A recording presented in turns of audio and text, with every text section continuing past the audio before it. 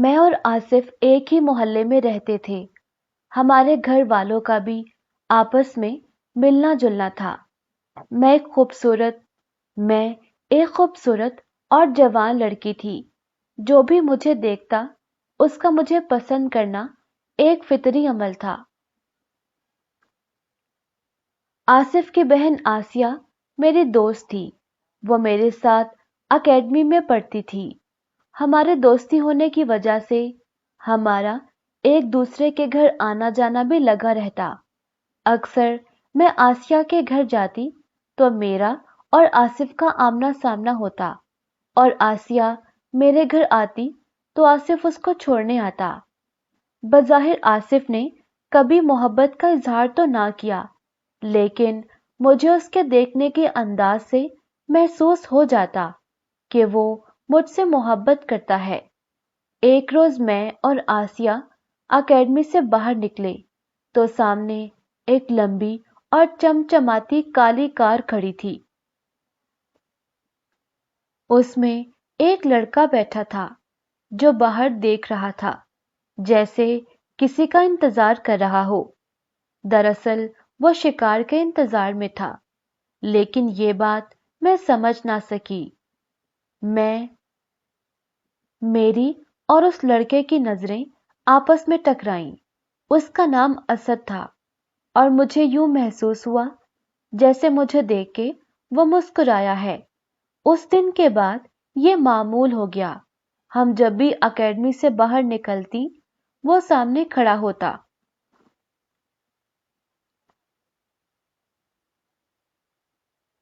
ایک دن میں اور آسیہ اکیڈمی سے باہر آئیں تو اس لڑکے نے ایک خط میری جانب پھینکا۔ میں نے خط کھول کے پڑھا تو اس میں لکھا تھا، تم بہت خوبصورت ہو، میں تمہیں پسند کرنے لگا ہوں، کیا ہم کہیں مل کے بیٹھ سکتے ہیں؟ اس خط کے نیچے اس کا فون نمبر بھی لکھا تھا، مگر میرے پاس موبائل فون نہیں تھا کیونکہ میرے گھر والے اس بات کو پسند نہ کرتے تھے۔ آسیہ مجھے کہنے لگی، یوں دیکھنے کی حد تک تو ٹھیک ہے، لیکن تم مجھ سے ملنے کی غلطی کبھی نہ کرنا، کیونکہ اس لڑکے کا کیا اعتبار۔ لیکن میری آنکھوں کے سامنے وہ ہینڈسم لڑکا اور اس کی چمکتی دمکتی گاڑی آ رہی تھی۔ میں نے آسیہ سے کہا، تم اپنی فضول باتیں بند کرو۔ اگر وہ محض دھوکے باز ہوتا تو اتنے دن سے روزانہ میرے پیچھے کیوں آتا؟ وہ ضرور مجھ سے محبت کرتا ہے۔ اگلے دن میں نے بلیک کلر کا سوٹ پہنا اور ہلکا سا میک اپ کیا۔ جب اکیڈمی سے باہر آئی تو وہ مجھے دیکھ کے گاڑی سے باہر آ گیا اور بیٹھنے کا اشارہ کیا۔ میں جلدی سے گاڑی میں بیٹھی اور اس نے گاڑی کو موڑ کے دوسری سڑک پہ لے آیا، ایک جانب گاڑی کو کھڑا کیا اور کہنے لگا، میں آپ کے ساتھ رابطے میں رہنا چاہتا ہوں، میں آپ کو جاننا چاہتا ہوں تاکہ ہماری شادی کی بات آگے بڑھے۔ میں یہ چھوٹا سا تحفہ آپ کے لیے لایا ہوں۔ میں نے پیکٹ کھول کے دیکھا تو اس میں بہت مہنگا فون تھا۔ فون کو دیکھ کے میرا دل خوش ہو گیا۔ میں نے اس لڑکے کا شکریہ ادا کیا اور کہا، اب آپ مجھے واپس چھوڑ دیں، میں گھر جا کے آپ کو کال کروں گی۔ گھر آ کے میں نے موبائل کو آن کیا، اس میں سم ڈالی اور اس لڑکے کو جس کا نام اسد تھا SMS کیا، اور یوں ہماری بات شروع ہو گئی۔ شام کو آسیہ ہمارے گھر پہ آئی تو وہ بہت خوش تھی۔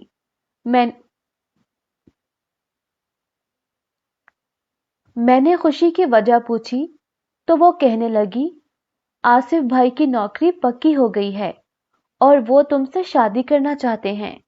میں جلد ہی اپنی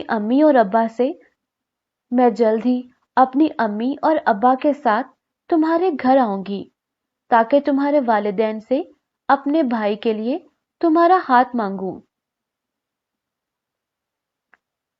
میں نے آسیہ سے کہا، تم اپنے بھائی سے کہو मेरे ख्वाब देखना बंद करे। मैं किसी अमीर आदमी से शादी करूंगी जो मेरे ख्वाबों को पूरा कर सके, जैसे कि असद। आसिया ने मुझे समझाने की बहुत कोशिश की कि असद जैसे लड़के महज धोखा और फरेब होते हैं। वो सिर्फ लड़कियों के साथ टाइम पास करना चाहते हैं। लेकिन मैंने आसिया की कोई बात ना मानी और उसे साफ अल्फाज में मना कर दिया कि वो अपने भाई का रिश्ता लेके मेरे घर मत आए। अगले हफ्ते मेरी सालगिरह थी और मैंने असद को अपने सालगिरह के बारे में बताया। वो कहने लगा, तुम्हारी सालगिरह हम धूमधाम से मनाएंगे।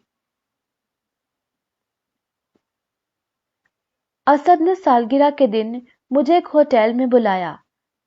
असद ने सालगिरह के दिन मुझे एक होटल में बुलाया ताकि वहां पे मेरी सालगिरह मुनक्किद कर सके। वो मुझे अकेडमी के बाहर से लेने आ गया। जिस कमरे में हम गए वहां पे बहुत सजावट की हुई थी।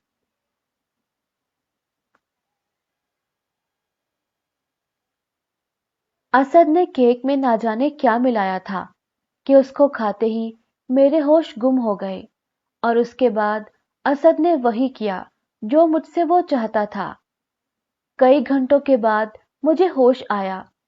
अपनी हालत को देख के मुझे बहुत दुख हुआ। वहां पे ना तो असद था और ना ही बाहर उसकी गाड़ी खड़ी थी। मैं अपनी बची कुची इज्जत को समेट के घर आ गई। घर आई तो अम्मी ने देर से आने का सबब पूछा। मैंने कहा दोस्तों के साथ सालगिरह मना रही थी। इसके बाद मैं अपने कमरे में चली गई और कमरे को बंद करके घंटों तक रोती रही।